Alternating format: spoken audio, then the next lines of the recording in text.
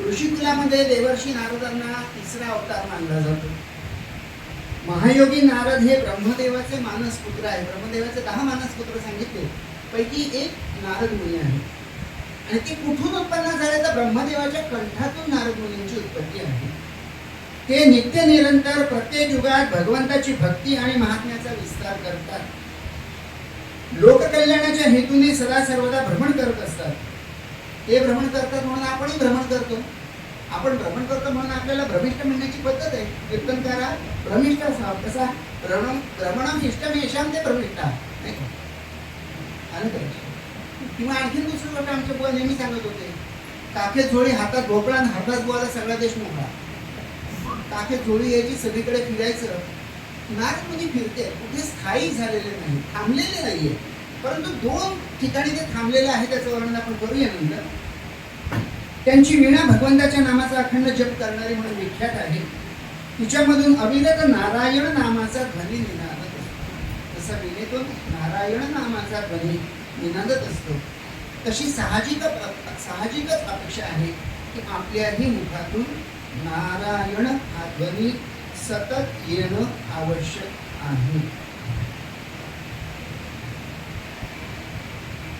हे जिव्हे रससारज्ञे सर्वदा मधुर प्रिये नारायणाख्य पीयूषम पिब जिव्हे निरंतर. जिव्हे तू गोड आहेस, मधुर गोड आहे. तुझ्या मुखातून जर नारायण ह्या नावाचा जप सतत निघत राहिला, तुझं तर कल्याण होईलच. तुझ्यामुळे तुझ्या आजूबाजूच्या लोकांचं, तुझ्या कुळाचं, सगळ्यांचंही कल्याण होऊ शकतं. ह्याच्याकरता हाताला काम दिलं नाहीये, पायाला काम दिलं नाहीये, डोक्याला काम दिलं नाहीये, जिव्हेला काम. जे नारायण नाम भगवंताचं नारद मुनी सतत घेत आहे, ते ब्राह्ममुहूर्तावर नित्य सर्व जीवाची गती पाहतात. आपल्याला असं वाटतं आपण काय देवाचं नामस्मरण करावं, किती करावं, एकांतात करावं, लोकांतात करावं, सगळ्यांच्या समोर करावं, माळ हातात दिसली पाहिजे. आपण जे काही करतो ना, आपण म्हणतो भगवंत त्याचा साक्षीदार आहे, पण ब्रह्ममुहूर्तावर नारद मुनी त्या गोष्टीचे साक्षीदार आपले आहेत. बरोबर? आपण जेव्हा बद्रीनाथला जातो, एका कुंडात स्नान करतो का, उष्णतेचं कुंड आहे, त्याच्या खाली नारद मुनींची तपश्चर्याची जागा आहे.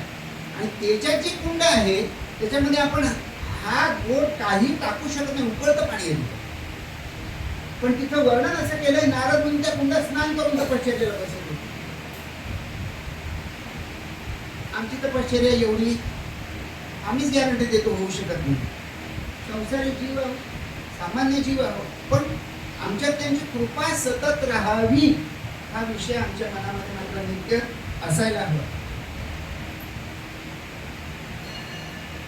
आज सुद्धा ते अजर अमर आहेत. भगवत भक्तीची स्थापना आणि प्रचारासाठीच त्यांचा आविर्भाव झालेला आहे. आणि अधिकारी भक्तांना ते साक्षात दर्शन देऊन कृतार्थ करत असतात. आपण विचार करा, कधी आपल्या नारद मुनीचं दर्शन होतंय काय? होतं. कधी होतं माहितीये का?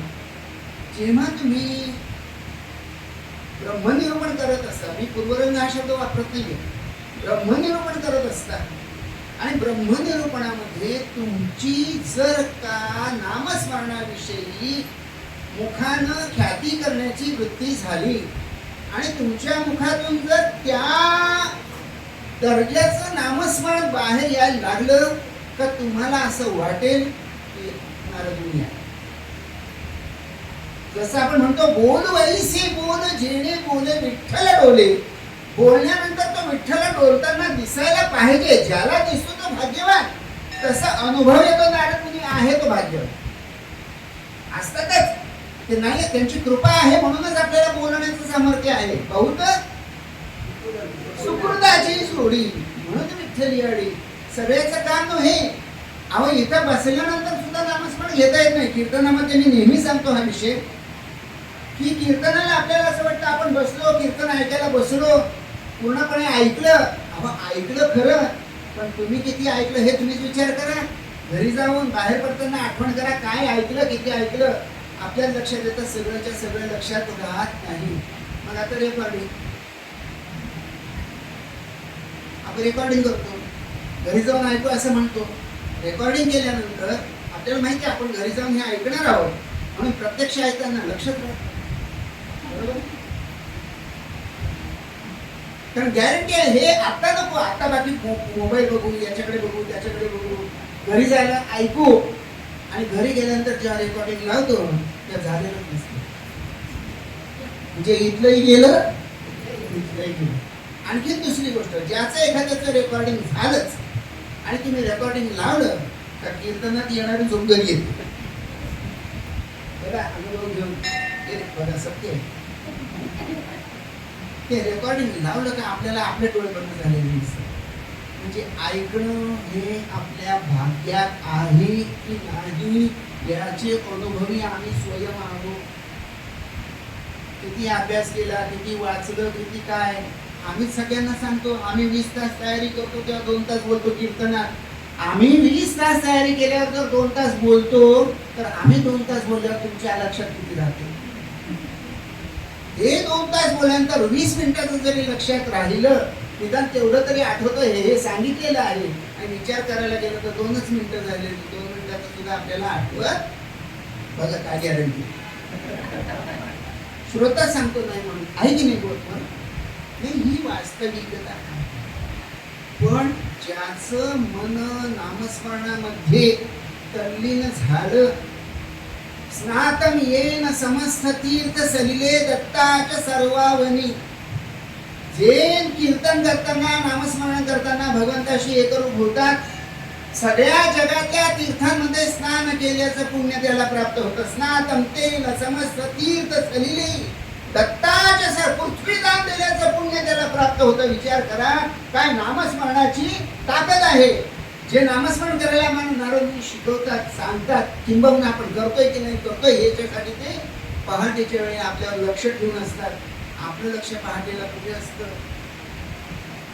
आपल्याला नारदमुनी भगवंताचे विशेष कृपापात्र भक्त आणि लीला चरित्रातील सहचर आहे. जेव्हा भगवंताचा अवतार होतो तेव्हा तेव्हा ते भगवंताच्या लीलेसाठी भूमिका करायला तयार असतात. त्यांचे महन्मंगल जीवन विश्वमंगलासाठी आहे. ते व्यास, वाल्मिक, महाज्ञानी शुकदेव, श्री मारुती आदिकांशी गुरु आहेत. विचार करा, नारद मुनी गुरु आहेत आणि आम्ही काही ते जसे आहेत त्यांच्या सहस्रांशाने तरी होण्याचा आपण प्रयत्न करायला काय हरकत आहे? करायलाच हवा. ह्याच्याकरता आपण नारद मुनी करतो का नाही? श्रीमद भागवत हा जो भक्तिज्ञान वैराग्याचा परमोपदेशक महान ग्रंथ आहे आणि तसाच मर्यादा पुरुषोत्तम श्री रामचंद्रांचे प्रकाशित करणारा रामायण हा ग्रंथ आहे. त्याचे प्रेरणादायी सुद्धा नारद मुनीच आहे, देवर्षी नारदच आहे. प्रल्हाद, ध्रुव, राजा अंबरीश आदी महान भक्तांना देवर्षी नारदांनीच भक्ती मार्गावर प्रवृत्त केली. त्यांनी किती लोकांवर उपकार केले त्याची गणती नाहीये. भागवत धर्माच्या गूढ रहस्याला जाणणाऱ्या ब्रह्मा, शंकर, सनत कुमार, महर्षी कपिल, स्वयंभू मनु आदी आचार्यांमध्ये नारद मुनींची गणना केली जाते. विश्व कल्याणासाठी सतत प्रयत्नरत असलेले लोक नारदांना सद्गुरूच्या रूपात पाहतात. म्हणजे नारद भक्त आहेत तसे नारद हे सद्गुरू सुद्धा आहेत. कोणासाठी? नावापासून. नारद शब्दाचा व्युत्पत्तीमूलक अर्थ असा आहे की परमात्म्याविषयीचे ज्ञान प्रदान करणारे ते नारद. परमात्म्याविषयी अनेक जण अनेक प्रकारचं ज्ञान आपल्याला देत असतात. सगळ्यामध्ये आपल्याला असं वाटतं परमेश्वर प्राप्ती करून घ्यावी याच्यासाठी गुरु करावा याच्यासाठी अनेकांचे अनेक प्रकारचे प्रयत्न चालू असतात. कोणाकोणाला असं वाटतं गुरु व्हावा, गुरु करावा, नुसतं देखी यांनी केलंय म्हणून मी करावा, त्यांनी केलंय म्हणून मी करावा, मी वाचलंय म्हणून गुरु करावा, किंवा गुरुशिवाय करणोपाय नाही हे ऐकल्यानंतर वाटतं गुरु करावा.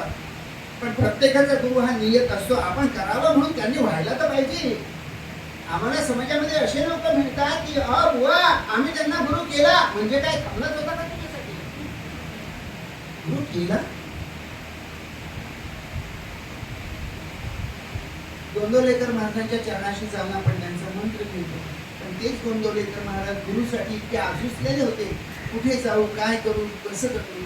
ज्याला गुरुची ओढ लागलेली असते त्यालाच माहिती असतं की ऐशी कळवळ्याची जाती जशी आईची आहे तशी आपल्याला कळवळा वाटला पाहिजे की कधी भेटेल, कसा भेटेल. त्यांनी सगळीकडे किती कान, शेवटी सगळ्यात त्यांना जे जवळचे होते ते म्हणजे अक्कलकोट स्वामी महाराज त्यांच्यापर्यंत गेले. त्यांनी पण सांगितलं माझं बाळ येते, माझं लेकरू येते, आले, भेटले आणि म्हणाले मला महाराज शिष्य करून द्या, तुम्ही गुरुवा नाही, मला शिष्य करून द्या. म्हणाले तुला जे पाहिजे ते मी देऊ शकतो पण तुझा गुरु होऊ शकत नाही. म्हणाले का प्रत्येकाचा गुरु हा ठरलेला आहे, प्रत्येकाचा गुरु हा नियत आहे. आम्ही किती वाटले यांच्याकडे जाऊ पण त्यांच्याकडे जाऊन आपल्याला मंत्र मिळेलच त्याची शाश्वती नसते. घेणारे भरपूर आहे, तो हाडक्याला 3 मिळाले तरी टाकावे असं सांगितलेलं आहे अशा गुरुविषयी, नाही का. पण त्यांनी सांगितलं वेळेगावला तुकामाईंकडे जा, ते तुमचे गुरु आहेत. बघा तळमळ कुठून कुठे महाराजांना एवढं धावावं लागलं आणि आम्ही नुसतं पायाशी जाऊन दर्शन घेतो आणि मंत्राची प्राप्ती करून घेतो. म्हणजे कष्ट त्यांनी करावे पण आम्हाला मिळालं, कष्ट नारदांनी केले पण आम्ही त्याचं भेदच आहोत नाही असं नाही. आता देवर्षी नारद हे परम तपस्वी आणि ब्रह्मतेजाने संपन्न. त्यांना धर्मबलामुळे परात्पर परमात्म्याचे ज्ञान होते. तो शुद्धात्मा, शांत, मृदू आणि सरळ स्वभावाचे ते आहेत. ते देवता, दानव आणि मनुष्य या सर्वांना धर्माने प्राप्त होतात. ते गौरवर्णाचे असून त्यांचं वर्णनच केलेलं आहे. माथ्यावर सुंदर शिखा शोभते आहे आणि त्यांच्या शरीरामधून एक दिव्य प्रकारची ज्योत सतत देवत असते, तेजस्वी, अत्यंत तेजस्वी. आणि त्यांची ब्रह्मवीणा नित्य त्यांच्या जवळ असते. मुक्तीची इच्छा करणाऱ्या सर्व लोकांच्या हितासाठी नारद स्वतः प्रयत्नशील आहे. तर नारद हे मुक्तीची इच्छा ज्यांना आहे त्यांना मुक्ती देण्यासाठी प्रयत्नशील आहे. पण भक्ती सूत्राचा अभ्यास करताना आपल्याला दिसून येतं की त्यांनी मोक्षापेक्षा भक्ती श्रेष्ठ सांगितले. कित्येक संतांनी सांगितलं आम्हाला मोक्ष नको, तुझी भक्ती दे, किंवा हजारो मोक्षापेक्षाही श्रेष्ठ भक्ती आहे असं भक्तीविषयी वर्णन केलेलं आहे. मग ही जी भक्ती ही नेमकी कशी करावी याच्याविषयी त्यांनी सूत्रबद्ध जे आपल्याला सांगितलेले आहे ते नारद भक्ती सूत्र. 84 प्रकारची सूत्र, 84 सूत्र त्यांनी सांगितलेली आहेत. सूत्र याचा अर्थ कमीत कमी शब्दामध्ये जास्तीत जास्त अर्थ समजावून देणे. जे सूत्रकार आहे त्यांना अर्धमात्रा जरी सूत्रातली कमी करता आली तरी परमोच्च आनंदाची प्राप्ती झाल्याचा अनुभव येतो. काय येतो थोडक्यात थांबूच खूप लांब. म्हणजे मुक्ती जरी ते देणारे असले, देतात नारद मुनी मुक्ती सुद्धा देतात. मुक्ती म्हणजे पुन्हा जन्माला येणे नाही, जन्म मरण परंपरेतून सुटका किंवा पुन्हा जन्माला येणं नाही ज्यांच्याकरता आहे. भगवंत त्यांना भगवंताचं मन म्हणतात. नारद मुनींना भगवंताचं मन म्हटलेलं आहे. आता मन म्हणजे आपल्याला माहिती आहे, मनाविषयी अनेक गोष्टी आपल्याला माहिती आहे. मन हे ओढाळ गुरु किंवा मन वढाई वढाई, म्हणजे एका ठिकाणी मन स्थिर नाही, स्थिर नाही म्हणून मन म्हटलेलं आहे का. किंबहुना विचारा येण्याच्या आधी मनात येतो का,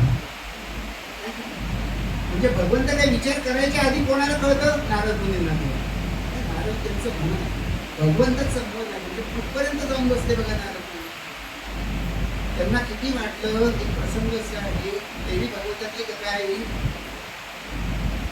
की नारद मुनी नामस्मरण करत करत नदीवर आले. नदीवर स्नान करायला विणा काढून ठेवली. आपण स्नान करता पाण्यामध्ये गेले. जसे पाण्यामध्ये स्नान करण्याकरता उतरले, सहसा पण नदीमध्ये उतरल्यानंतर डोळे बंद करतो, डोळे उघडत नाही. पण नारद मुनी स्नान करता गेल्यानंतर त्यांनी डोळे उघडले. पाण्याखाली गेल्यावर डोळे उघडले. डोळे उघडल्यानंतर काय दिसलं, स्नान करिता नदी जीवनी. देवर्षी नारद मुनी स्नान करिता नदी जीवनी, मत्स्य आणि तदीय रमणी रमता दृष्टी देखील. मासा आणि त्याची मादी एकत्र पाहिल्यानंतर नारदांना वाटलं आपण संसार असा करावा का? जे विरक्त आहेत त्यांच्या मनामध्ये बघून इच्छा झाली संसार करावा, आणि ते भगवंत समजून भगवंताला लगेच कळलं नारदांना लग्न करायची इच्छा झाली. म्हणजे तू तर लग्न करू शकत नाही, तुम्हाला लग्न करण्याचा अधिकार नाहीये. मग म्हणाले पुरुष म्हणून लग्न करता येत नाही, स्त्री हो. कोणी? भगवंताने सांगितलं.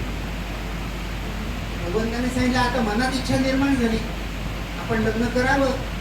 पण भगवंताने सांगितलं स्त्री म्हणून जन्माला यावं लागेल, पुरुष म्हणून तुझी इच्छा पूर्ण होणार नाही. देवाला सांगितलं चालेल का, अनुभव घ्यायचा आहे ना. चालेल म्हटल्यावर म्हणे परत डुबकी मार. परत नारदांनी डुबकी मारली, बाहेर आले तर नारदाची नारदी झाली. एका क्षणात बाहेरून बघतात तर सगळ्या शरीरामध्ये बदल झालेला आहे. म्हणाले तर माझ्याशी लग्न पण करा, जो समोरून पहिला भेटेल त्याच्याशी लग्न. आता एवढ्या लगेच कोण येणार आहे समोर? ज्याने सांगितलं तोच येऊ शकतो की नाही. त्याने बदललं, तो समोरून उभा राहिला आणि या नारदीने नमस्कार केला, मला आपल्याशी विवाह करण्याची इच्छा आहे. लग्न झालं, संसार सुरू झाला, मुलं बाळा झाली. किती मुलं झाली? 60 मुलं म्हणजे 60 संवत्सर आणि मुलगी म्हणजे कपिलाशंकरचा योग. असा एवढा संसारातील दुःख, आपण जे कीर्तनकार म्हणतात असो संसाराचं दुःख काय आहे नारदांनी प्रत्यक्ष उपभोगलं नारदींच्या रूपामध्ये. तरी म्हटलं भोगल्यानंतर 60 पर्यंत थांबले विशिष्ट कंटाळाला संसाराचा. आणि भगवंताला सांगितलं भगवंता थकलो आता संसार करून, मला परत तुमच्या नामस्मरणामध्ये पहिलं स्वरूप प्राप्त करून घ्या. तुझी तयारी आहे का? म्हणाले हो तयारी आहे. म्हणाले जा म्हणाले नदीवर स्नान केलंस तिकडे जा म्हणाले. परत गेले, आले नारद मुनी, पाण्यामध्ये उडी मारली, स्नान झालं, बाहेर आले नारद. म्हणाले घडलं कधी? एवढी 60 संवत्सर कपिलाशंकरची झाली, पण हे सगळं घडलं एका क्षणात. गेला म्हणता भगवंताची भगवंतामध्ये याचं परिणाम व्यवस्थित आलेला आहे. आणि थोडक्यामध्ये सांगितलं की कसं काय नारदांना सुद्धा इच्छा झाली आणि नारदांनी नारदी होऊन भगवंताच्या इच्छेने संसार केला का? त्यांनी विचार केला, भगवंताच्या मनात आलं लगेच. कसं? आता परमेश्वराच्या प्रेरणेने नारदमुनी सगळं काही कार्य करतात. ते स्वतःच असं सांगतात की जेव्हा मी भगवंताच्या लीलांचे गीत गातो, ज्यांच्या चरणापासून अनंत तीर्थ निर्माण झाली आणि ज्याचे यशोगान मला अत्यंत प्रिय आहे, असे पुरुषोत्तम प्रभू बोलावल्याप्रमाणे माझ्या हृदयात तात्काळ प्रगट होऊन मला दर्शन देतात.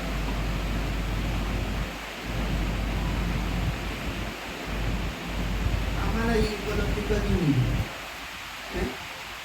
इच्छा झाल्या बरोबर भगवंताचं नामस्मरण केल्याबरोबर भगवंत प्रगटच होतात. असे भगवंत कोणाकरता प्रगट झालेले आपल्याला आठवतात काय? अनेक भक्तांना अनेक संतांना त्यांनी दर्शन दिले. पण एक स्त्री अशी आहे की जी भगवंताला सतत शिव्या देते तरी सुद्धा तिच्या हृदयात भगवंत प्रगट होतो. दुसरी तिसरी कोण नाही, आवली तुकाराम महाराजांची आवली.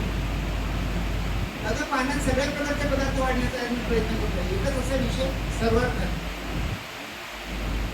आवलीला आपण नेहमी गजात भांडकुदळ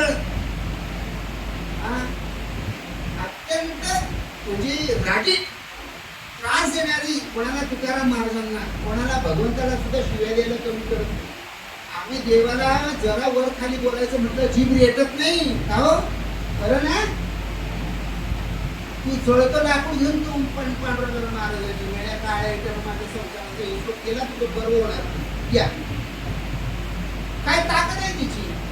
पण आम्हाला आवडीचं हे चरित्र माहिती आहे की ती गजात आहे, भांडकुदळ आहे, आणखीन अनेक शब्द आहेत मला वापरायचे नाही येत. ते पाश्चात्य तत्वज्ञ झाला सॉक्रेटिस म्हणून.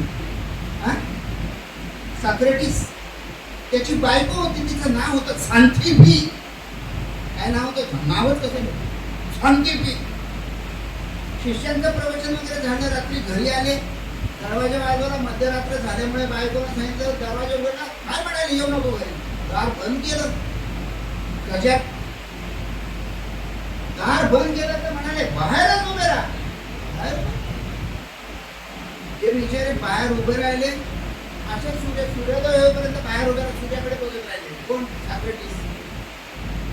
सकाळ झाली, दरवाजा उघडला येणे तर बाबा सकाळपर्यंत एवढा तत्वज्ञ बायकोसाठी दारात उभा लागतोय, घेत नाही घरात. कशा पद्धतीची ही आवडीचं वर्णन आपल्याला माहिती आहे. पण ही नाण्याची एक बाजू झाली, नाण्याची दुसरी बाजू सुद्धा आहे. हृदयापी तया साध्या प्रागेव पती भोजनात नाकारी पैसप्पानं भोजनंतु कुतो भवे. किती का रागवलेली असे ना, किती काय शिव्या देणारी असे ना, किती काय त्रास देणारी असे ना, बरोबर आहे. आता तिचं वकील पत्र मी घेतो 5 मिनिटं, का नको घेऊ? आज घ्यायला काहीच हरकत नाही.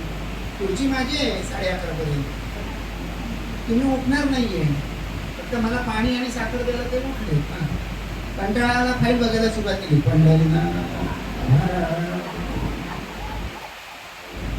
आज तर होतं, काही करू शकत नाही. पुन्हा तेच बहुत बोलत नाही का?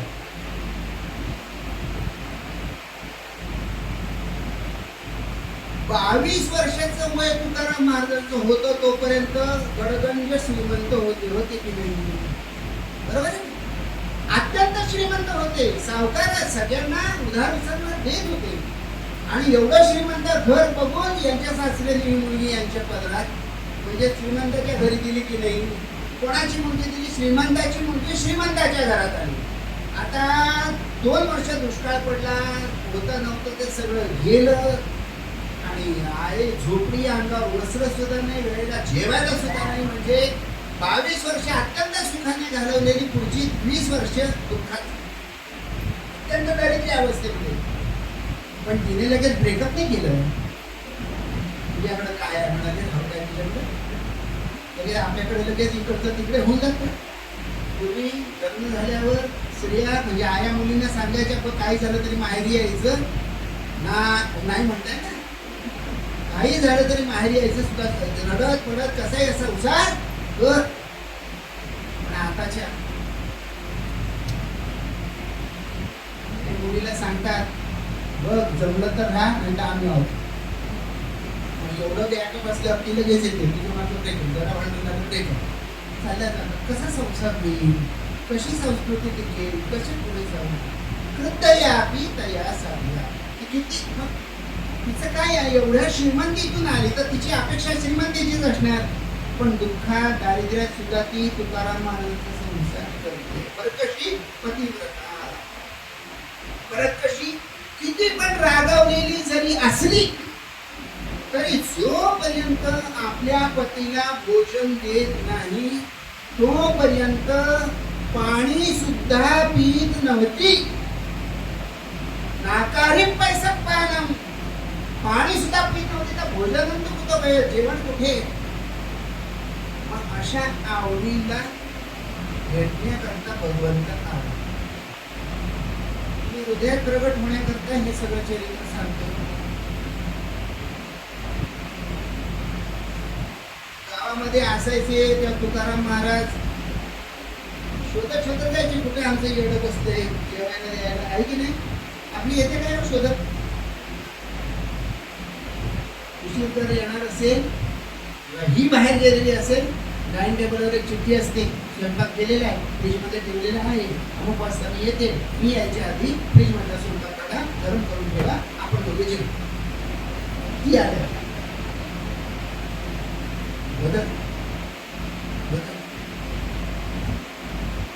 गावामध्ये असताना कुठंतरी जाऊन जेवण देता येत होतं, ठीक आहे, बाहेर पापडी बनवली येते, पण लोक विचित्र, गावात बसून दे ना तुकाराम महाराजांना, हे काम ते काम, हे करा ते करा, डोक्याला का किती कष्ट त्रास दिलेत. आपण चरित्र वाचतो किंवा आपल्याला कळतं, एक प्रसंग सांगतो, का भांडाऱ्यावर गेले.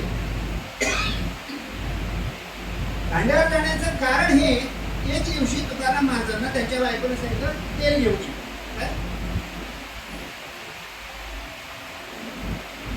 तेवढं तेल घेऊन या. काही पैसे आले असेल किंवा काही कारण घडलं असेल, ती तेलाची बुदली घेतली, विठ्ठल विठ्ठल विठ्ठल विठ्ठल करत करत बुदली हलवत हलवत तुकाराम मारत. शेजारीने बघितलं, बाबा निघालाय, कुठं हातात तेलाची बुदली, म्हणजे तेल आणायला चाललं. बोला महाराज, तिकडे काय तेल आणायला चाललंय का, दिसतंय बुदलीवर? हो म्हणाले, माझं पण घेऊन. लोक कसा गैरफायदा घेतात. महाराज संत आहे, भगवंताचे भक्त आहेत, माझी गरज आहे. भागवा म्हणाले, तुम्ही माझं पण तेल घेऊन या. मी काय आणतो म्हणाले, तेलाची बुदली, तिनं पैसे दिले. तिचं बघून आणखी दुसऱ्याने सांगितलं, हो माझं पण तेल घेऊन या. करता करता एवढ्या बुदल्याचं. तुमच्या घरात गेलं तर म्हणाले, एवढ्या बुदल्या कशाला हातात नेता, एक टोपलीच देते म्हणे. टोपलीमध्ये त्या बुदल्या ठेवल्या, ती जायपर्यंत एवढी टोपली सगळी भरली बुदल्या. संत तेली जगनाटे गेले, आले आले. महाराज म्हणाले, हे काय? म्हणाले, ते एवढं म्हणे, गावचं तेल. माझं एकच बुद्धी आहे म्हणाले, का गावाचं. बघा, मला नेहमी वाटत असतं का, मी सांगत असतो, नम्र व्हा, नम्र झाला, बोधा केले, कोंडिली आनंद, सगळं बरोबर आहे, पण आपलं पायपुष्ण होऊ देऊ नका.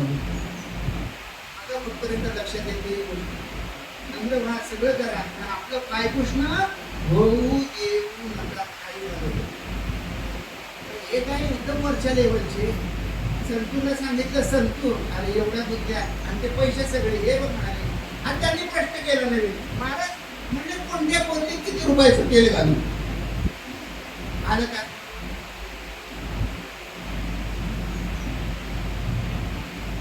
म्हणाले, मला अजिबात लक्षात नाही की कोणाच्या बुद्धीत किती तेल पाहिजे, कोणाला किती रुपये. हे एवढे पैसे या तेलाच्या बुद्ध्या. तुझ्या मनाला येईल तेवढं तेल भर. लहान मोठी तुझ्या मनाला येईल तेवढं तेल भर. बघा बरं, त्याने तेल भरलं, जाताना रिकाम्या, येताना भरलेल्या, त्यांना मदत केली डोक्यावर पाठी धरायला.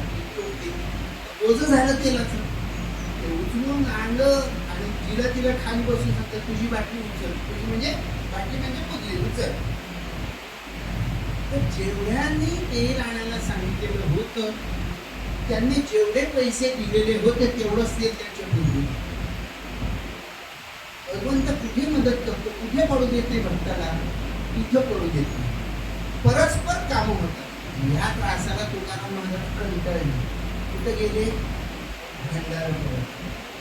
सदा सत्ग्रंथांचे वाचन प्रेमे करावे, हरी कीर्तन साधितसे एकांत स्थान यथा लाभे संतुष्ट. ते ग्रंथांचे करावया पारायण, एकांत स्थळ योजिले कोण रमणीय भांडार पर्वत जाण, ते स्थळी जाऊन पैसत असे.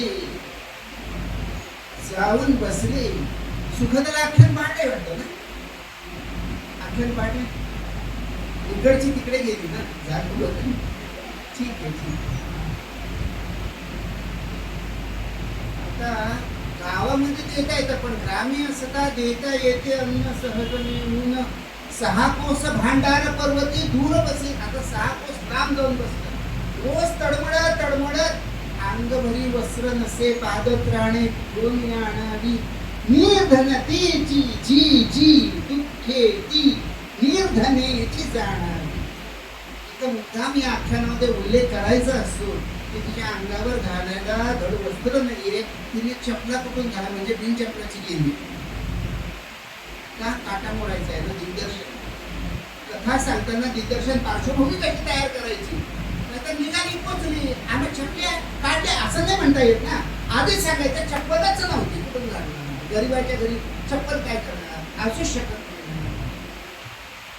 एवढं लांब रोज जायचं यायचं, डायरेक्शन पाहिजे प्रत्येक गोष्टीला.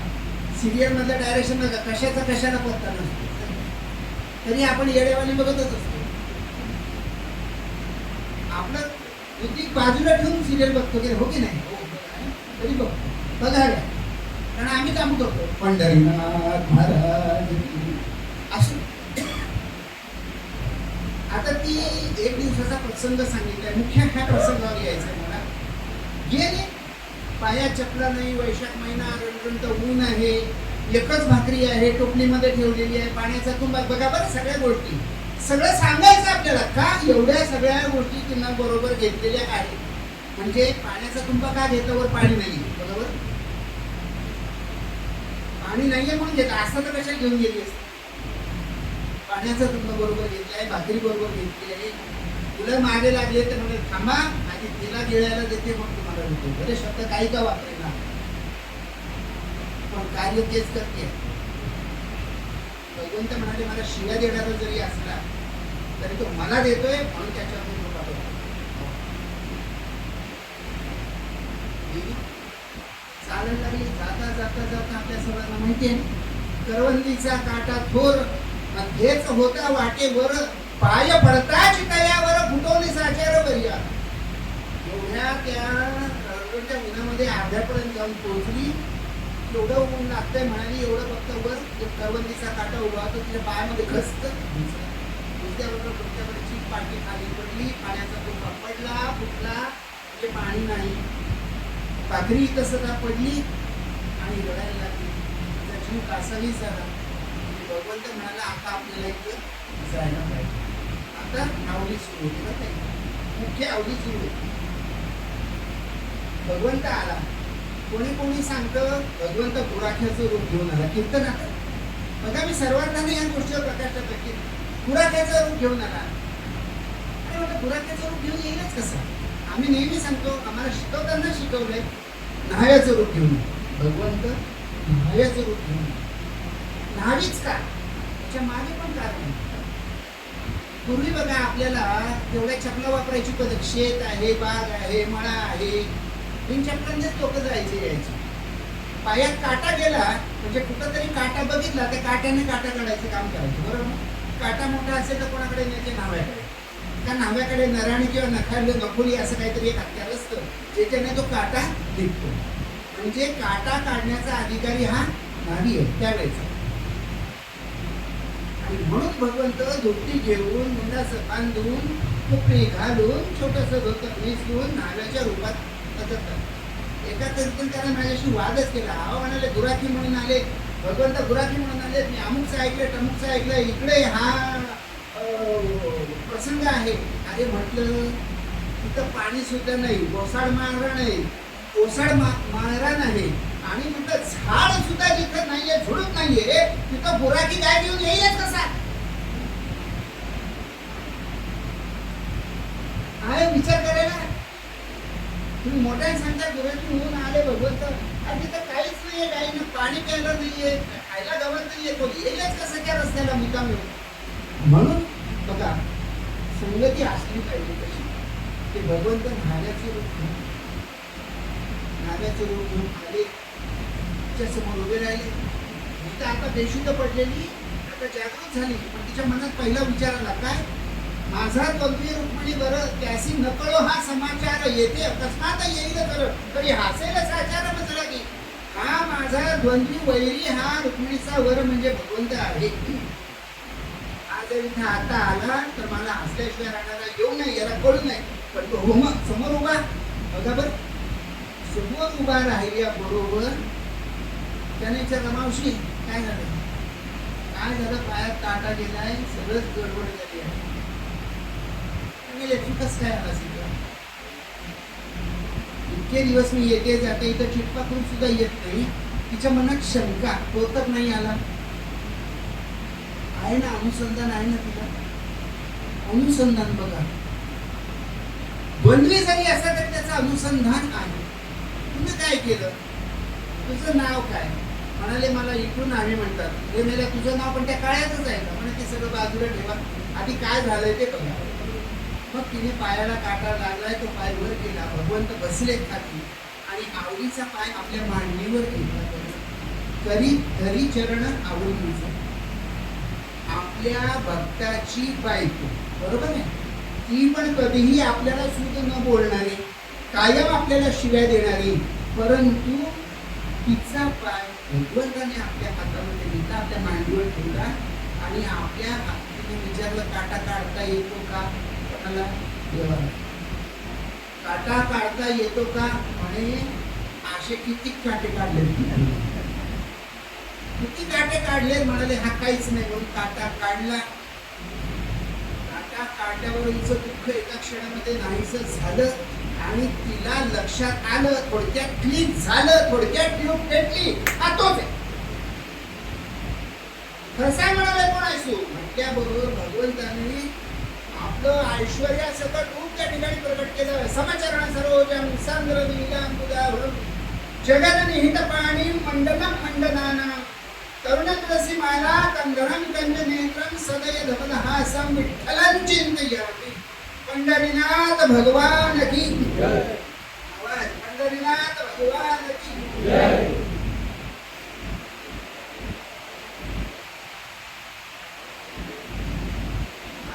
भडकली कोणावर? देवावर. मेले आलास कसं तुझं दर्शन नको. आताच्या ह्या कविता पण खूप महत्वाच्या आहेत. हरी पाहता आग शीर्ष्यात जाई, करी पाठ देवाकडे ती जी जाई. वदे पातला हा कसा शीघ्र मेला, मला दुःख होता असे हर्ष याला.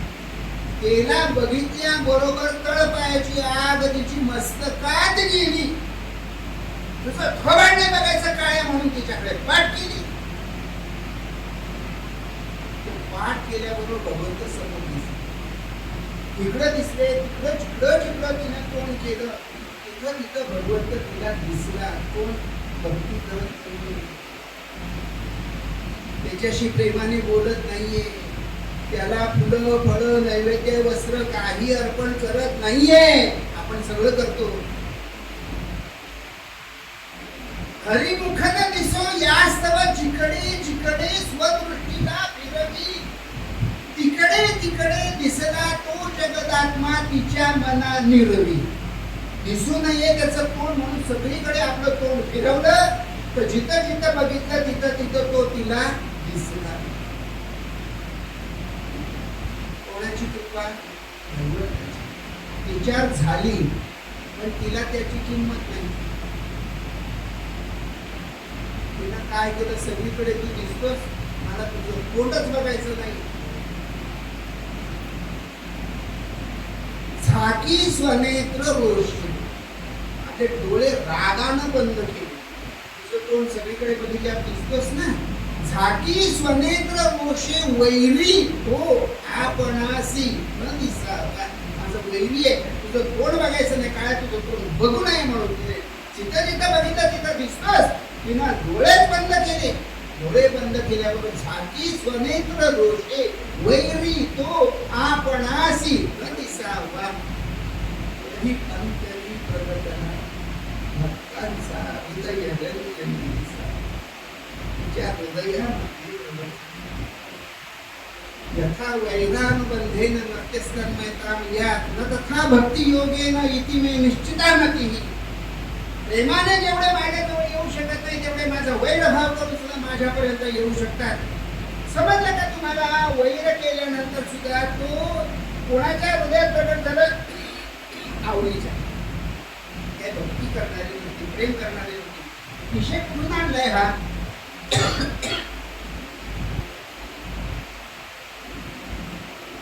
पुरुषोत्तम प्रभू बोलवल्याप्रमाणे नारद मुनीच्या हृदयात प्रकट होतात. इथं मी थांबलो आणि सहज आठवलं म्हणूनच सांगितलं होतं की तिने सुद्धा त्याची आठवण केलेली नाही. कशी आठवण केली? तो दिसू नये, इथं येऊ नये. माझा ध्वज रकुलीवर माझा वैर येतो, इथं येता कामा नये. पण तो आला. जी भक्ती नारद मुनी करतात त्यांनी स्मरण केल्याबरोबर त्यांच्या हृदयात कसं प्रकट होतो तसं आवडीच्या हृदयात प्रकट झाला. हो, किती पराकोटीची तिची अप्रत्यक्ष भक्ती आहे, विचार करा.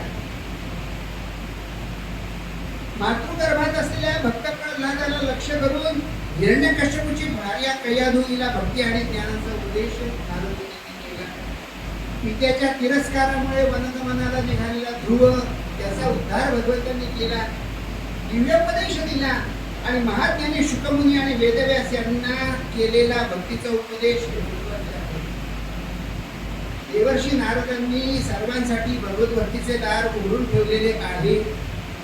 त्यांचे सदैव एकच लक्ष राहिले की संसारात प्राणी माया मोहात अडकून जे कष्ट उपसतात त्यांना या भवबंधनातून मुक्त करता येईल. ज्ञान मार्ग आणि उपासना मार्गापेक्षा त्यांनी भक्ती मार्गाची श्रेष्ठता प्रदर्शित करताना भक्ती मार्गालाच सर्व सुलभ आणि प्रशस्त मार्ग म्हटलेले तर अनेक साधन आहेत, अनेक प्रकारचे कष्ट आहेत, अनेक प्रकारचे दुःख आहेत, सायास करावा लागतो.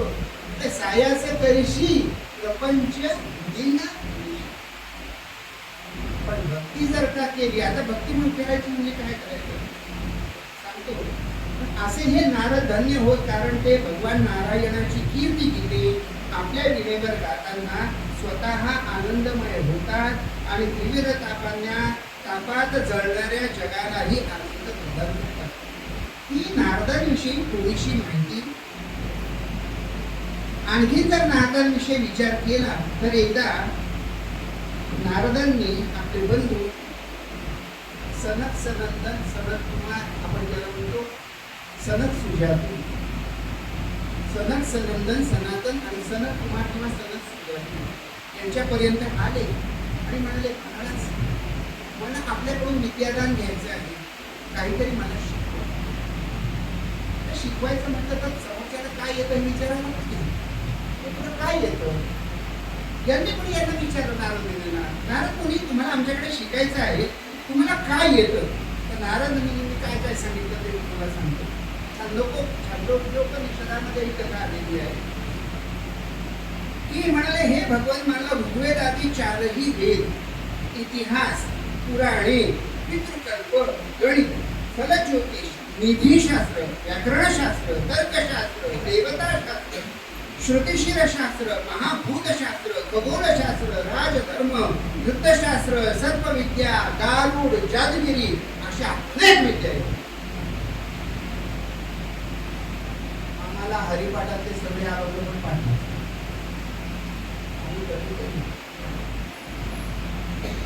काय काय येतंय नारद, आणि यांनी हे सांगितल्याबरोबर त्याच्यावरही भावंडांनी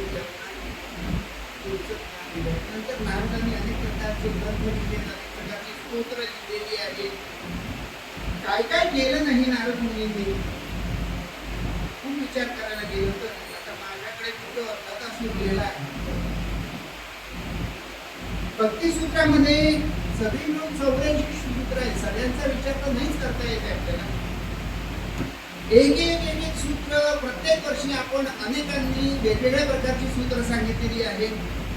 पैकी पहिल्या वर्षी भागवतांनी पहिल्यांदा जे सांगितलं भक्तिसूत्र, त्याच्यानंतर पहिल्याच वर्षी चितळेकरांनी सुद्धा कीर्तन केलेलं होतं समारोपाचं. त्र्यंबकेश्वरची संकेतशास्त्री दीक्षित म्हणजे भक्तिसूत्र भागवत मुखत्य नाही. त्याच्यानंतर कोल्हटकर बुवांचं झालेलं प्रवचन, ते खोपोळीला,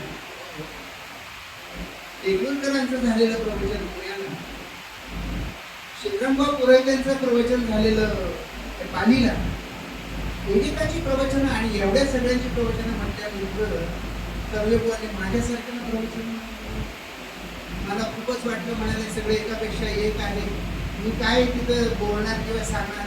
पण ते म्हणाले नाही तुम्ही बोला.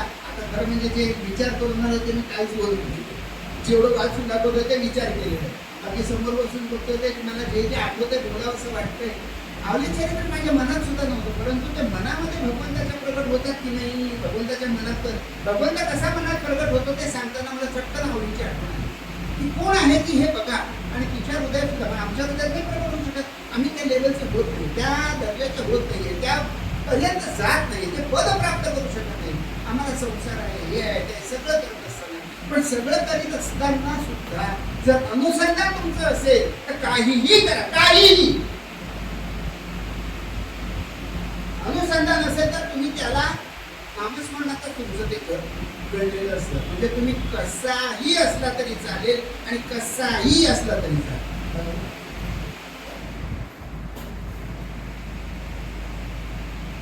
अनेक प्रकारची भक्तिसूत्र आहेत, पण त्याच्यामध्ये मुख्य मला आज सांगा असं वाटतं ते थोडासा विचार त्याच्याशी मी करतो. महत् संगस्तु दुर्लभ अगम्य आणि अमोघ. काहीच जरी जमलं नाही तरी संत संग करावा, असं भक्ती सुद्धा नारदांनी सांगितलं. सगळ्यात सोपं काम आहे का?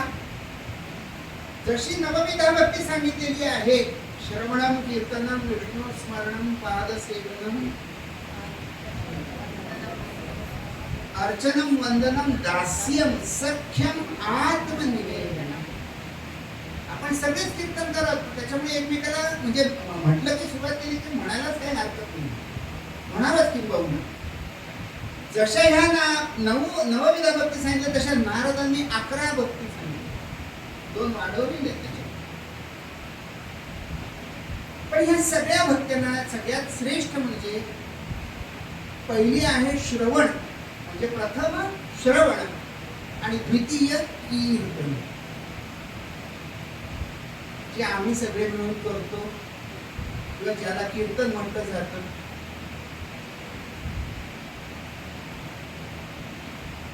कीर्तन ही द्वितीय भक्ती जरी असली तरी अद्वितीय अशी आहे. ह्या 9च्या 9 बहिणी आहेत त्या भक्ती, या 9च्या 9 बहिणी आहेत, पण 9 पैकी 8 मुख्य आहेत, 8 बहिणी मुख्य आहेत. आणि एकच भक्ती बोलण्यात येते म्हणजे कीर्तन.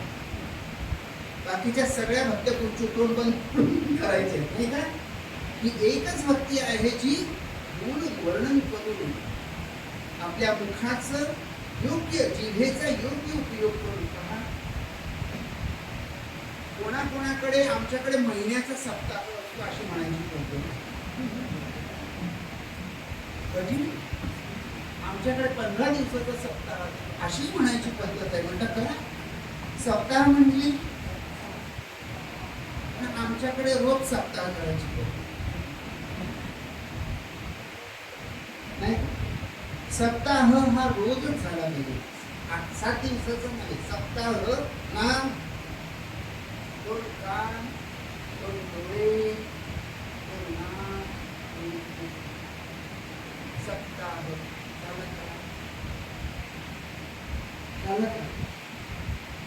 कान 2 दिलेले आहेत, ऐकायला एकच येत. कान जरी 2 दिलेले असले तरी ऐकू एकच येतं, होत नाही का? यानं राम म्हटलं तर इथून राम ऐकू येते, यानं सीता म्हटलं तर इकडून सीता येतं. दोघं कानांना ऐकू एकच येत. डोळे 2 दिलेले आहेत तरी दिसतं एकच. जसं एक कान बंद केल्यानंतर दुसरा कान हे पहिल्या कानाचं काम करतो, ऐकायचं, ऐकू येत. पण काय ऐकतो याच्यावर बंधन येत नाही का? ते उघडे आहेत. हात ठेवू शकतो कानावर, पण नाही तर आपल्याला जे म्हणजे ऐकायलाच काम नाही.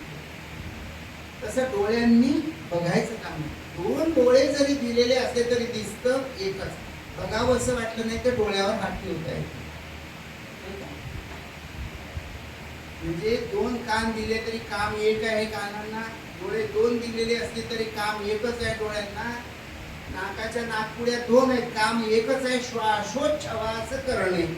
नुसता श्वास घेणे म्हणजे एक काम नाही, पूर्ण श्वास घेणे आणि सोडणे म्हणून एक असा श्वासोच्छवास करणे हे नाकाचं काम आहे. 2 नाकपुडे असले तरी काम एकच आहे. आणि त्याच्या खाली असलेलं सर्व श्रेष्ठ पाव दिया तुहे तीर्थ करणे, हात दिया कर दान, दात दिया तुहे मुख की शोभा, जिह्वा दी रट राम, जपता क्यों नहीं रे हरि नाम, तो हे कवडी लगे नाही दाम. त्याच्या खाली ही दिली आपल्याला जीभ, तोंड एकच दिलंय, जीभ एकच दिली आहे, पण एक दिलेली असते तरी काम दोन आहे. प्रत्येक 2-2 आहे, काम एक आहे. ही एकच दिली आहे, काम 2 आहेत. काय? स्वाद घेणे आणि वाद करणे. का नाही? 2 कामं दिली आहेत ना जीभेने. मग ह्या जीभेने भगवंताचं नामस्मरण सतत सतत करणे आहे ना कष्ट. कष्टच आहे. डोळ्यांनी बघायचे कष्ट आहे, कानांनी ऐकायचे कष्ट आहे. चांगलं ऐकावं, चांगलं बघावं, चांगला सुगंध घ्यावा आणि चांगलं बोलावं. आम्ही मंगलाचरण करतो, मंगलाचरणाचं कीर्तन आहे तेव्हा मंगलाचरण करावे. मंगलाचरण म्हणजे काय आपल्याला तरी कळतंय. मंगलाचरणाचा सोपा अर्थ वरी सांगितला तसा आपल्या आचरणात मंगल असेल ते मंगलाचरण. आचरण मंगल असं असावं, अनुकरणीय असावं. म्हणजे आपण कसं वागतो, कसं बोलतो, या समाजात कसे वावरतो, याला दुसऱ्याने बघून याच्यासारखं वागता येईल का असा विचार जिथे करायला लागतो ते मंगलाचरण. बोलायचं सुद्धा, नामस्मरण करायचं सुद्धा, एवढ्या सगळ्या गोष्टी, प्रत्येक गोष्टीला कष्ट आहे. सोपं काय, सताव संगती महत् संघ असतो दुर्लभ. असा संतांचा संघ अत्यंत दुर्लभ आहे. दुर्लभम दैवानुग्रह मनुष्यत्व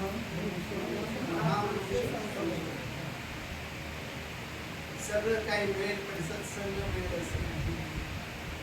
भगवंतांना उद्धवाने विचारलं की आम्हाला कसा काय प्राप्त होशील. भगवंतांनी त्याला स्पष्ट सांगितलं, यासाठी धरली सत्संगती, भक्त माझी पदवी पावती, शेखी मजही पूज होती, सांगोती महिमा. नुसता संग कर. कशाचा संग कर? सत्चा संग. कारण दुर्जन संघाचा त्याग सांगितलेला आहे. दुर्जनाचा संघ कधीच करू नये. यजमान हरिविमुख नको संघ, हरिविमुख नको, गुरुविमुख नको, सतविमुख नको संघ. यजमान हरिविमुख नको. हरीला जे विमुख आहे त्याचा संघ टाळ. कशाचा संघ? एक तर करू नये, केलाच तर चांगल्याचा. यासाठी धरली चांगल्याची संगती केली, तुझं कल्याण झाल्याशिवाय राहणार नाही. तर चांगल्याची भगवंताची संतांची संगती झाली आणि ज्या पुरुषाच्या दर्शन मात्रे होती कृतार्थ. कोण? अभागी. अभागी आहे ते सुद्धा कृतार्थ होतात. म्हणजे आम्ही काही का असे ना, कसे का असे ना, आमच्याकडे कृपा दृष्टीने पाहुणे माझ्याकडे नाही का, नुसतं कृपा दृष्टीने पाहिलं तरी जन्मजन्मांतरीचं सगळं दुःख एका क्षणामध्ये नाहीसं करण्याचं सामर्थ्य संतांमध्ये आहे. म्हणून संत संग करावं सगळ्यांना वाटतं, होतो असं नाही. आम्हाला नेहमी असं वाटतं हे पद तुकाराम महाराजांचा अभंग एक आमच्या कायम डोक्यामध्ये येतो. आपणा सारखी काही काळ वेळ तयार लागली. काय काकाची ठेव आहे? आपल्यावर उपकार करण्याकरता आपणासारखे करीती तात्काळ. अरे कसं शक्य आहे? तुमची ब्रॅकेट आहे. कोणाला कोणाला आपल्यासारखं करतील? त्याची काहीतरी तयारी असेल तर करणार ना. ज्याला सारे गम येत असेल त्याला नाट्यसंगीत शिकवू का हो? ज्याला काहीच येत नाहीये.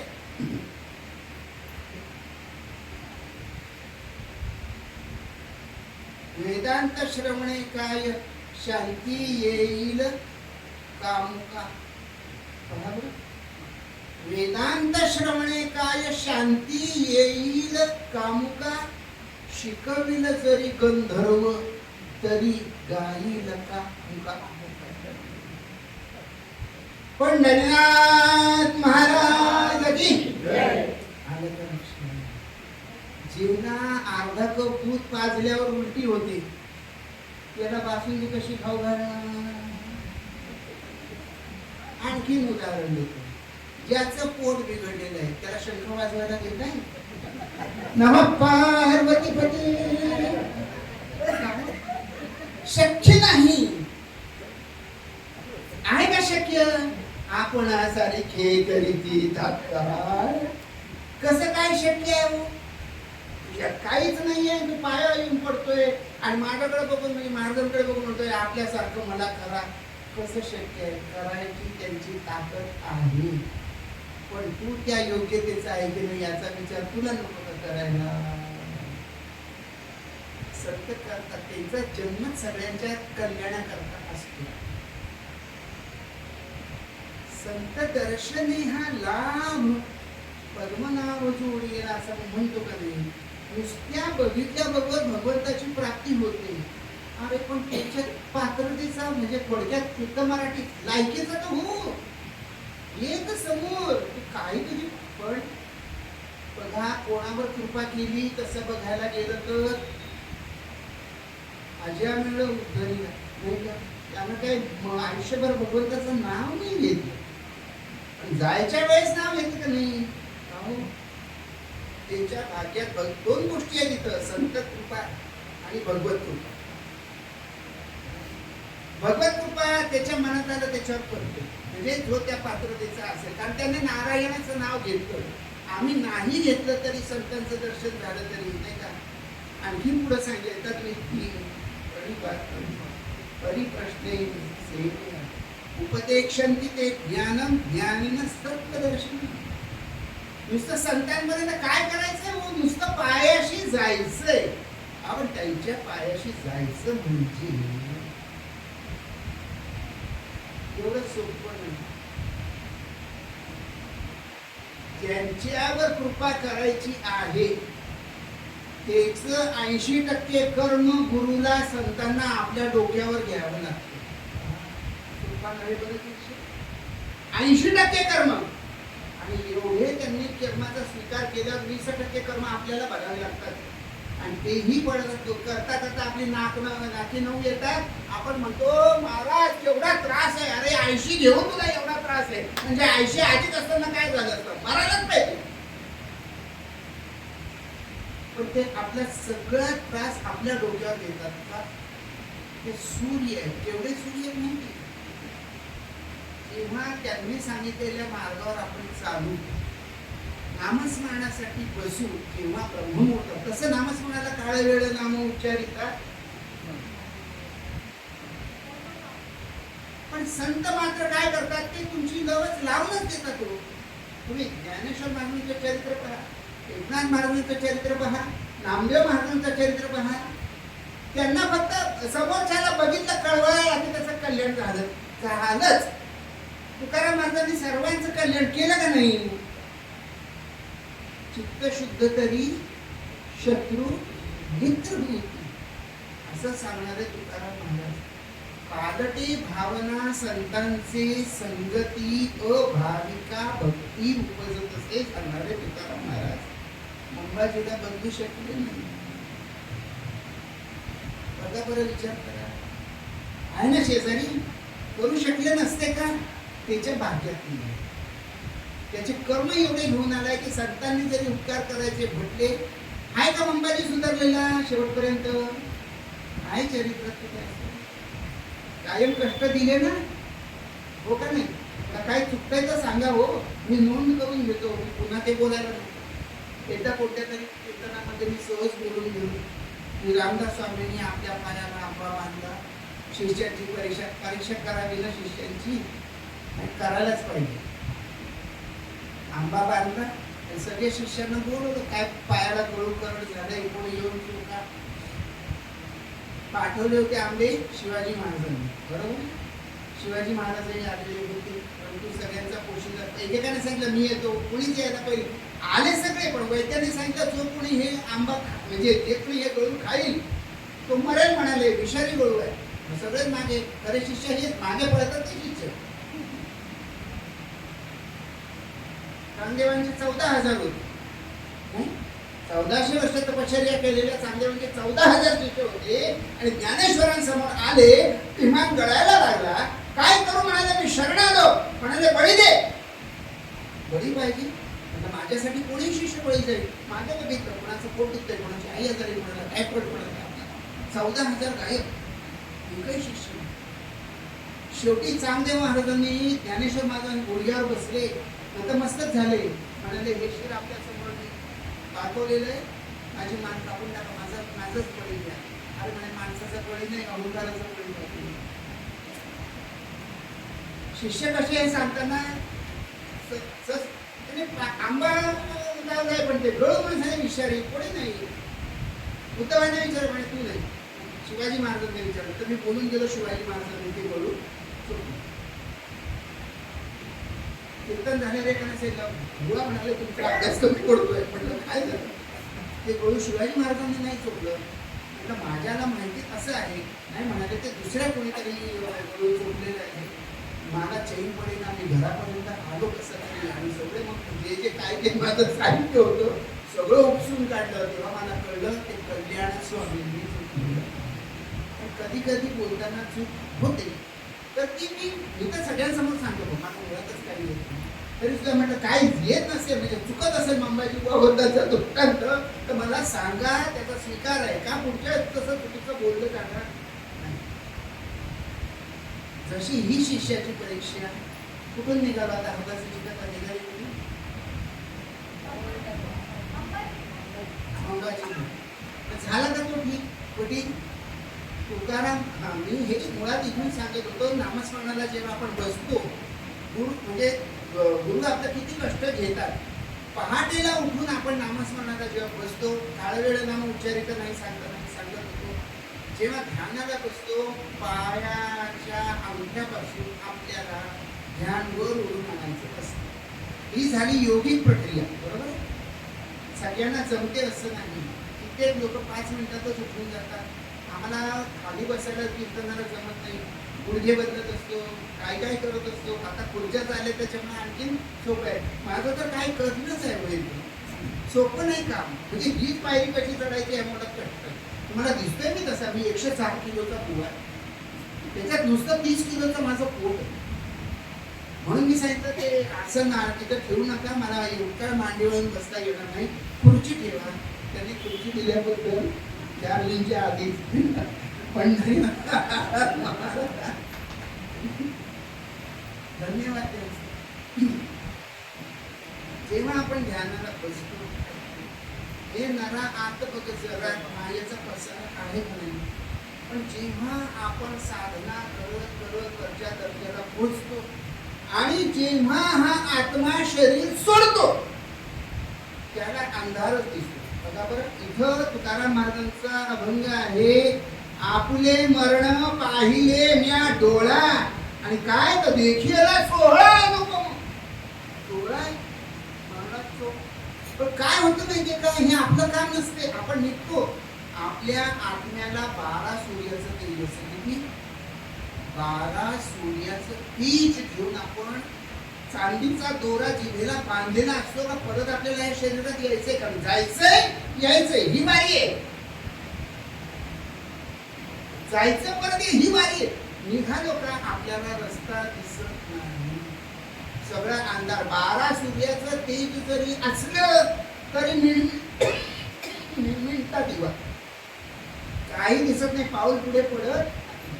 मग गुरुची आठवण करून गुरु जेव्हा आपल्या सान्निध्यात अंतरंगामध्ये येतात, तेव्हा आत आल्यावर आपले 12 सूर्य आणि त्यांचे 16 सूर्य एवढं तेज जेव्हा आपल्या आत्म्याला प्रकाशित करतं, तेव्हा पुढचा आपल्याला रस्ता दिसायला सुरुवात होतो आणि त्या रस्त्यावर आपण मार्गक्रमण करायला लागतो. म्हणजे गुरु आपल्याला केवढी मदत करतात किंवा संत, त्या गुरुला नुसतं त्याच्याकडे गेलं जरी तरी आपलं कल्याण करायला मागे पुढे पाहत नाही. मग तुम्हाला हजारो वर्ष तपश्चर्या करायला नको, सकाळी उठून नामस्मरण करायला नको, तीर्थयात्रा करायला नको, काय करायचं? सत्संग. म्हणजे किती सोपं सांगितलं. सत्संग ही एक छोटस उदाहरण देतो. माझं 11:30 म्हणजे 11:30ला सांगतो. परीक्षातून येताना म्हटलं बुवा घड्याळ नाही आणलं. तिथं आल्यानंतर विचारलं, आधी घड्याळ तर समोरच घड्याळ, ते पण लाल. ते मला बरोबर दिसतंय. तर त्या घड्याळाप्रमाणे 11:30 म्हणजे 11:30ला आपला वेळ पूर्ण. तुम्हाला किती मिळालं, काय मिळालं, कसं मिळालं ऐकायला ही गोष्ट दुसरी, पण सांगायचा आनंद मात्र नक्की घेतलेला आहे. जे काही असेल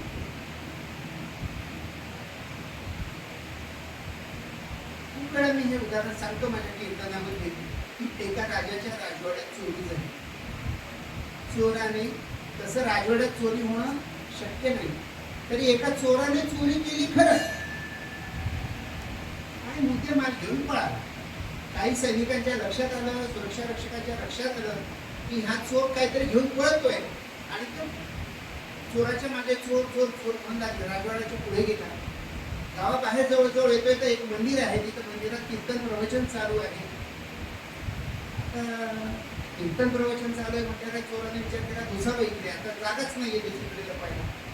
खरं कीर्तन प्रवचन किंवा मंदिर ही जागा चोरांची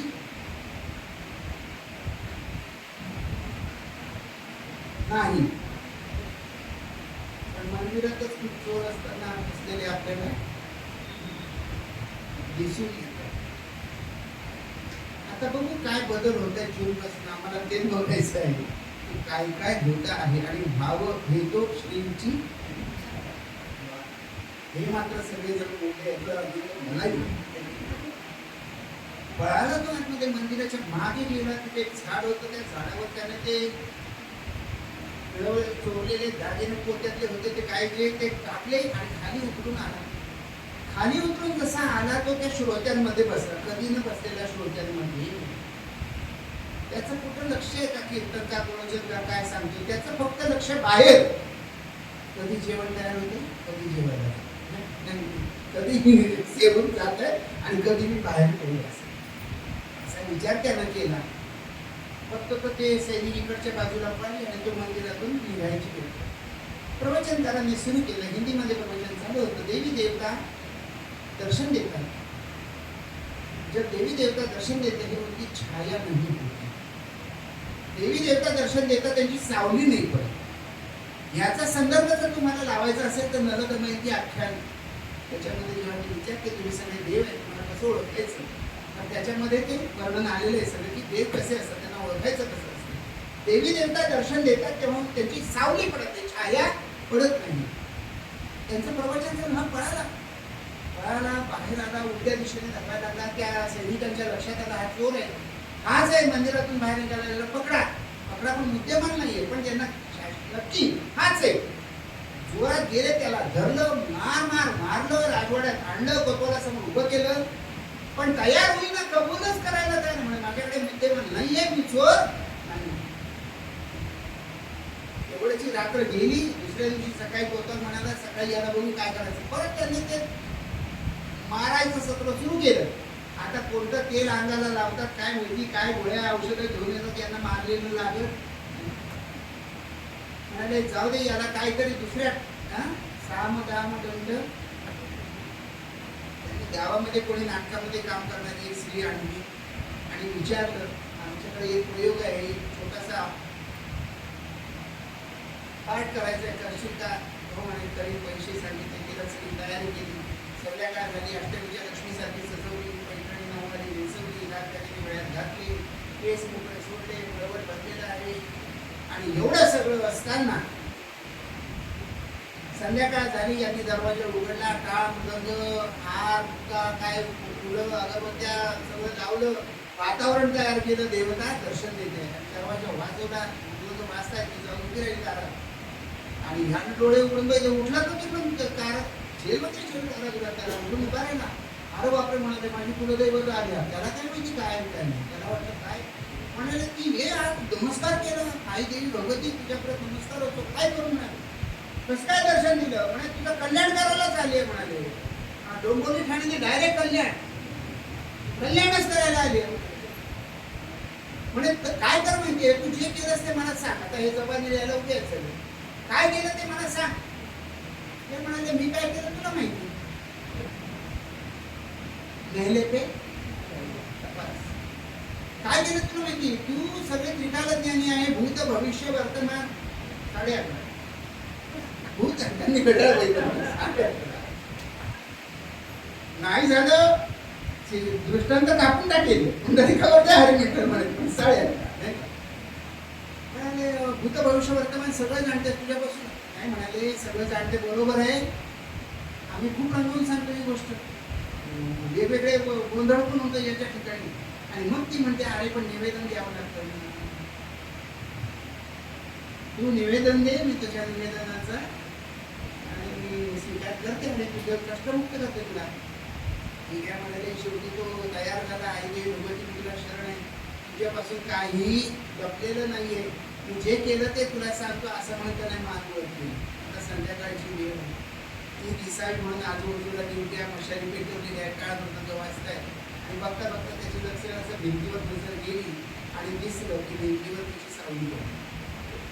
कधी न कीर्तनाला, कधी न प्रवचनाला, कधी संतांचं दर्शन न घेणारा, पण त्यावेळेस कीर्तनच ऐकलेलं नाही, ते लक्ष आपल्या लक्षात राहत नाही, त्याच्या कुठं लक्षात राहिलं, पण त्याला क्लिक झालं. देवी देवता दर्शन घेतात तेव्हा त्याची सावली पडत नाही. आणि हिची तर सावली पडली आहे म्हणजे आपल्याला पकडायचं काहीतरी षडयंत्र रचलं. त्याने लगेच नमस्कार केला. आई देवी तुला शरण आहे, तुझ्यापासून कोणतीही गोष्ट लपलेली नाहीये, ती कोणत्याही प्रकारची चोरी केलेली नाहीये, त्यांनी मला जबरदस्ती इथं घेऊन आलेली आहे, तरी तूच मला सोडवण्याचा प्रयत्न कर असं त्यांनी सांगितलं. ती बाहेर आली. बाजूच्या लोकांनी सांगितलं की अरे म्हणजे त्या स्वतः पोतवा तिथं होता, या चूक सोय संदेशाला आपण आणलेलं आहे, तिला पाठवलं तिथं गेली चुकीने, याला बाहेर आणलं, याच्या पाया पडले, म्हणाले बाबा रे तुला आम्ही मोकळं सोडलेलं आहे, कोणत्याही जर्नलिस्टला भेटू पाठवू नको, उद्या तो पेपरमध्ये आमचं नाव टाकील वगैरे वगैरे वगैरे. त्याला मुक्त केलं. येत आहे का राजवाड्याच्या बाहेर तो विचार करतो, कधीही भगवंताचं नामस्मरण न करणार आहे, कधीही कोणत्या देवतेच्या दर्शनाला न जाणार आहे, पण काही क्षण संतांचा संग घडला, त्याच्या एका वाक्याने माझ्या आयुष्यभराचा तुरुंगवास सुटला. जर सतत संतांचं दर्शन घेऊन त्यांची कृपा प्राप्त करेल तर जन्मजन्मांतरीचे हे फेऱ्याचं चक्र माझं सुटणार नाही. म्हणून सताम संगती मिळाली. देवर्षी नारद महाराज, पुंडलिका वरदे हरे विठ्ठल, श्री ज्ञानदेव